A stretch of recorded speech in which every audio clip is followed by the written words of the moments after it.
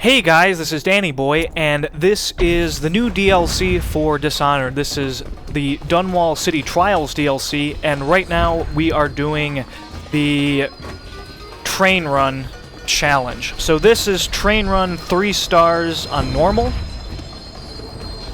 Did I say train run? Rather, the name of the challenge is Train Runner. Not really that hard to do either.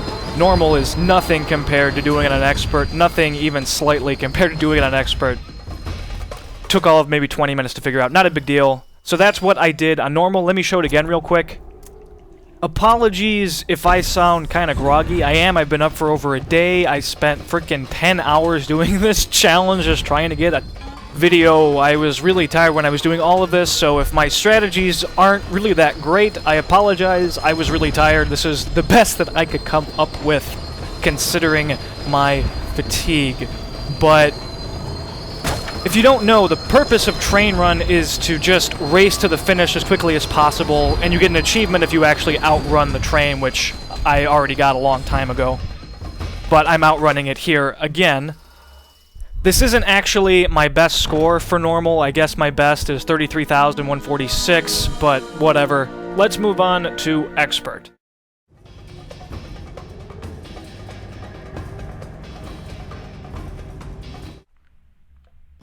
Alright, expert is a lot harder than normal. It took me just hours upon hours upon hours to just figure out how to do it. I don't know if this is the best way. In fact, I know it's not the best way to do it because I'm not number 1 on the leaderboards. But this is the best strategy that I could come up with to just beat this damn thing. And it wasn't even to just get the best score possible. It was to just get 3 stars on it. It was ridiculous. So this is a much more complicated strategy, and it has to be done absolutely perfectly. If you screw up at any time at all on this strategy, you will not get 3 stars. You have to do it perfectly. I'm going to show the strategy. I'm going to break it down into parts and talk about each part individually, and then I'm going to show it again and put it all together. Okay, let's watch the strategy.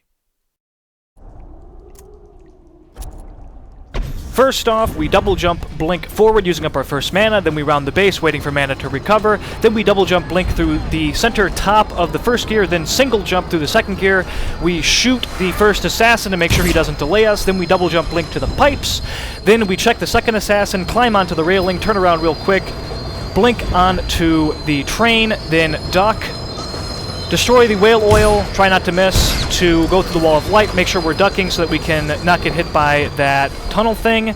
Then we pray that we're pulled by the assassins, slide through the hole, blink forward, and do all of that while sprinting. So that was the strategy. Let's break it down, because I think some of what I said probably didn't make any sense to you guys. Before we get started, if you don't know, the way that expert train runner differs from normal train runner is that you have additional obstacles like gears, doors, breakable doors, but still doors, enemies, assassins, there are also weepers, the zombies, about in the apartment buildings. More important than that, though, you do not have full mana to start. In fact, you have minimum mana to start, and you have to learn to do this without relying on your mana for blink like you do in the first one. You basically need to plan out every single time you're going to blink throughout the entirety of the challenge. So that's how they differ. On to the strategy. First off, before you do anything, make sure that blink and pistol are bound. You can bind them by opening the wheel menu and highlighting with the mouse whatever you want to bind, and then hitting one of your bind keys. You for sure want to have pistol bound because if nothing else, you need it to shoot the whale oil. Using it on the assassins is optional, but you have to shoot the whale oil with it, and you can't use the wheel menu during this. The clock runs at full speed when you're using the wheel menu. The very first thing you do out of the gate is double jump blink. So you just double jump straight up in the air and then blink forward. I believe every single time I blink in this video, I double jump first for just additional distance. I double jump blink to just use up that initial pool of mana and to get some distance. And I always aim for the same spot, just kind of beside those two pipes, if you look where my reticle is at. There is also, by the way, an assassin here in this first area. You can completely ignore him. He'll almost never really be a problem. He doesn't tend to pull you, and if he does, it's usually blocked by the gear anyway, and he doesn't tend to hit you with his crossbow bolts. Okay, so now we're at the next part. The next part I just call rounding the base or tagging the base. That's just what it reminds me of. It's just, you see that bit of debris that I run to in kind of like an L shape? I always run to that. And I do that just because I know that when I hit that, like 90% of the time, I should have enough mana to blink.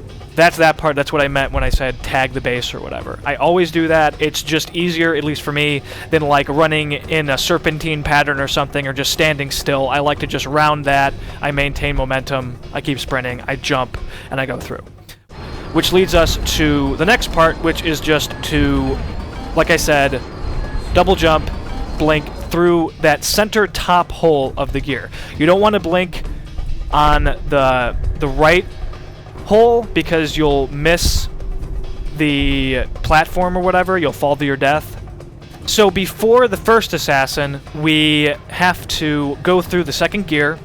Second gear is not that problematic. You can just walk through it, but I have occasionally fallen to my death if I don't jump once before going through it.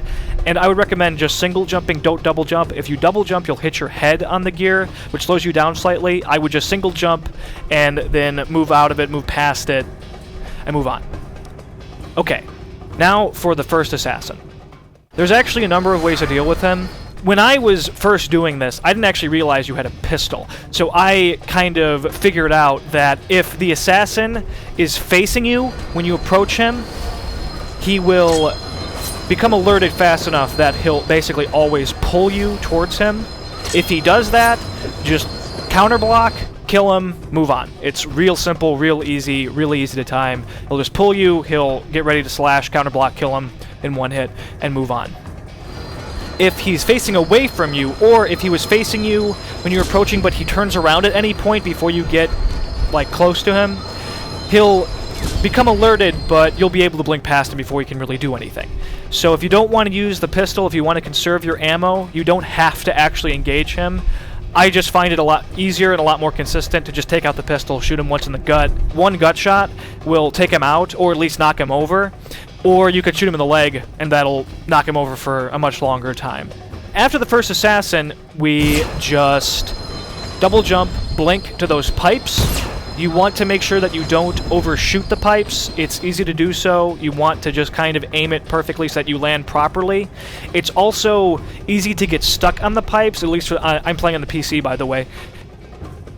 In my game, if I try to climb the ledge too close to like where the corner forms, and I'll maybe show an example of this, you will get stuck and you can't move laterally. All you can do is try to like move back with just the S key and then try to climb again. But getting stuck screws you. I mean, you don't have time. That brings us to one of the most annoying parts of the entire strategy. The second assassin. The second assassin is going to ruin your day more than pretty much anything else. So there's a ton of different ways for your day to be ruined throughout this. When you blink to the pipe and you climb on the ledge, you want to quickly look at that second assassin.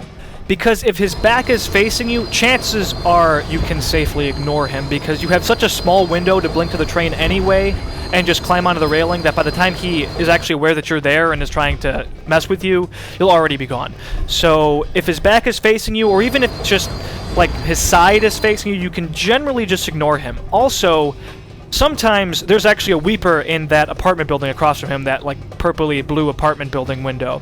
He'll occasionally actually engage that weeper and completely ignore you. That can make your life easier.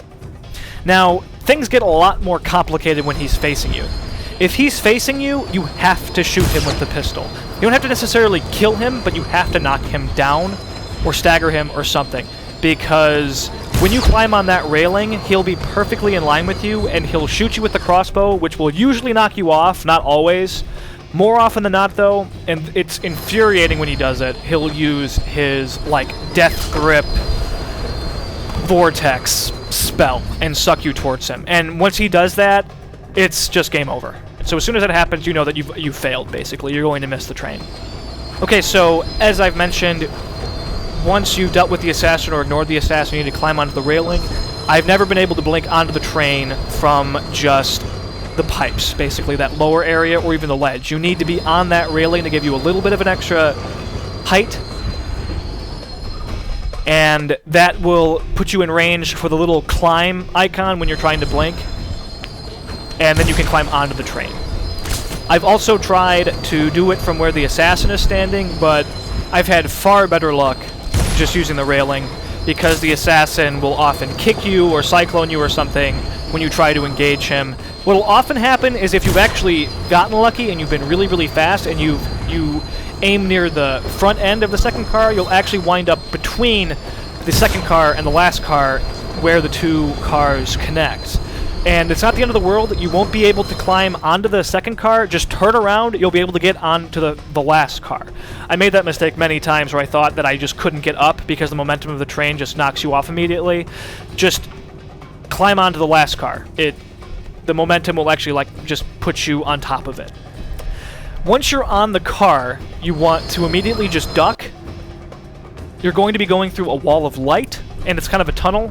If you're standing up, you'll get knocked off the car. So you need to just immediately duck, immediately get out your pistol, and prepare to shoot a tank of whale oil to disable the wall of light. Obviously, you have to do this. If you don't, you'll die when you go to the wall of light. I know I said you have to do this perfectly. This is a part where you have some margin of error depending on how much ammo you've conserved. If you didn't use any ammo on the first assassin, you'll have those shots. If you didn't have to shoot the second assassin, you'll have those shots. So you'll actually have up to 4 attempts to shoot the whale oil. Once you're through the tunnel, you need to start double jumping forward. Don't blink yet, but double jump forward. 2 things can happen. You can have 1 assassin on your left, or you can have 2 assassins in front of you. If you have 1 assassin on your left, you need to pray, because he often will cyclone you, and your day is ruined right there. If he cyclones you, you've gone all this way for nothing, because you won't be able to get to the finish in time. Really, really sucks. If you're lucky, you'll have 2 assassins in front of you. If you have 2 assassins in front of you, even if they cyclone you, they'll actually pull you forward. That's what's key here. This is the, like, biggest part of the strategy involving luck. This is like the casino part of the strategy. You have to get pulled by these guys. You can't win by just using the momentum of the train to double jump forward and then blinking forward. You have to get pulled. If you're standing on the roof and you don't have blink ready and you have 30 seconds on the clock or more, unfortunately you're done. You won't make it in time. You can't run there in time. You can try to get down. You don't want to just jump down, because you'll do the animation where you put your hands on the ground to break your fall, which takes precious milliseconds, and this really comes down to seconds, milliseconds. It's tough. If you try to drop down in the box, you won't have that long animation, but even then, you still won't make it. I've tried it so many times, it just doesn't work. But that is the strategy. That's what it comes down to. It's hard to execute. It's a lot of luck. You have to get lucky in a lot of different parts of it, and it took a long time to figure out. I tried tons of different stuff, before even bothering using the train. So I would recommend just practicing getting on the train. I mean, obviously, if you're on the train, you should continue and try to win, but getting on the train is the hardest part of all this. Once you're on the train, things are pretty much set, barring you just need to hit that whale oil can. Beyond that, it's really not in your hands. It's just the luck of not getting cycloned off the cars and the luck of getting cycloned towards the gate. But once you get to that point, you can do it. If you can get on the train consistently, you can finish this. It's just going to take a number of tries until you get lucky enough to get pulled into that gate.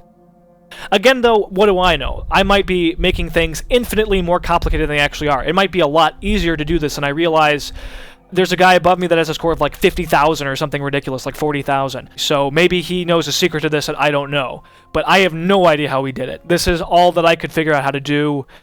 Maybe there's a path I'm not aware of. I don't know, but this is the best that I could come up with. At least the best I could come up with when I'd been up for like 24 hours. But maybe I'll wake up tomorrow and realize I'm an idiot.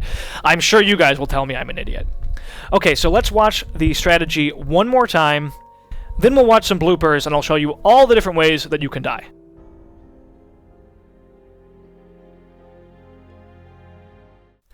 So let's put everything I talked about together again. While this is going on, before I forget, for those that are wondering about sheathing weapons, increasing speed, I did not notice a significant difference, or really any difference.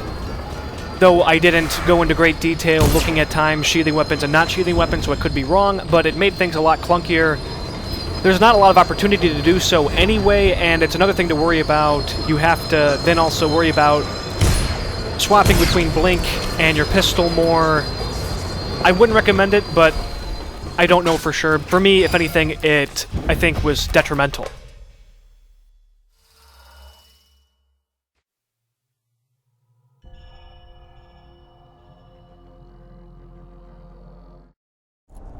So now let's talk about common mistakes. There's a few different mistakes you can make at the beginning.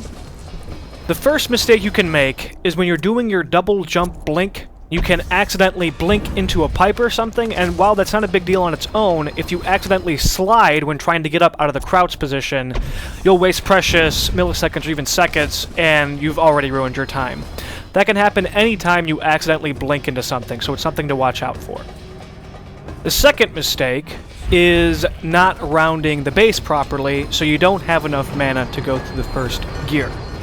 You can make this mistake anytime you're supposed to blink. You try to blink before you have enough mana to do so, and so you fall to your death.